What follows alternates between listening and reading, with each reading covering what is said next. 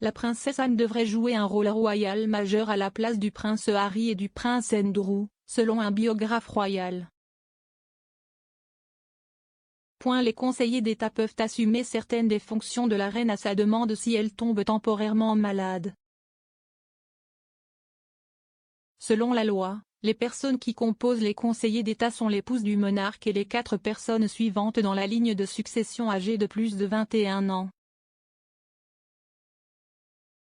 Une description des postes sur le site web royal se lit comme suit: dans le cas où la reine ne peut pas assumer temporairement ses fonctions officielles de souveraine en raison d'une maladie ou d'une absence à l'étranger, 2 ou plusieurs conseillers d'État sont nommés par lettre patente pour agir en chez Sa Majesté.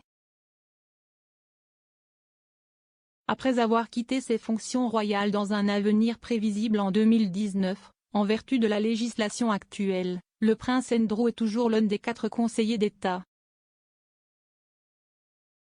De plus, bien qu'il ait quitté ses fonctions royales en 2020, le prince Harry occupe toujours un poste en tant que l'un des 4 individus. À l'heure actuelle, les postes sont occupés par le duc d'York, le prince Charles et ses fils William et Harry. Cela signifie que 2 des 4 qui occupent les postes ne sont plus des membres de la famille royale. Mardi, il a été annoncé qu'Andrew, 62 ans, et Virginia Giuffre, auparavant Virginia Roberts, étaient parvenus à un règlement de principe avant un procès.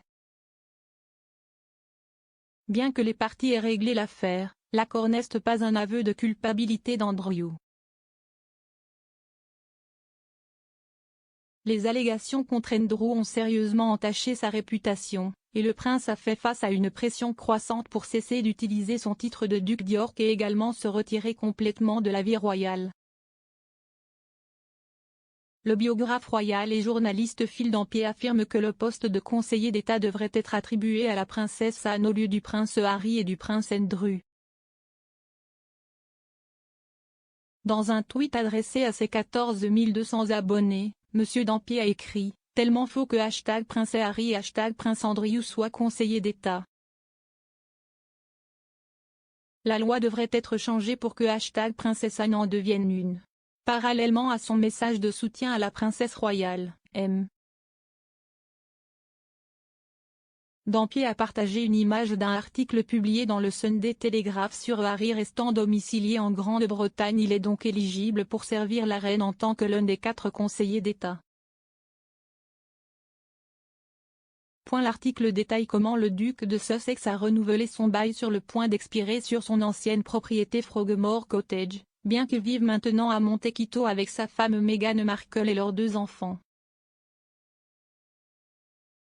Anna Furness, correspondante royale du Sunday Telegraph, a écrit « Le duc, qui vit en Californie mais est toujours citoyen britannique, est toujours éligible pour servir sa grand-mère comme l'un de ses 4 conseillers d'État parce qu'il est qualifié de domicilié en Grande-Bretagne. Grâce à son ancienne adresse de Windsor, le bail du chalet expirerait le 31 mars. Le cottage est actuellement occupé par la cousine de Harry, la princesse Eugénie, et son mari Jack Brooksbank et leur fils, Auguste. La princesse Anne a longtemps été félicitée pour son éthique de travail infatigable, et dans le passé, les fans royaux l'ont qualifiée de si inspirante et d'honneur à la famille royale. La fille unique de la reine occupe la position numéro 17 dans la lignée royale de succession alors qu'elle est précédée de ses frères et sœurs et de leur progéniture. Anne a précédemment été conseillère d'État entre 1971 et 2003. La princesse royale a ensuite été remplacée par le prince William qui avait atteint l'âge de 21 ans.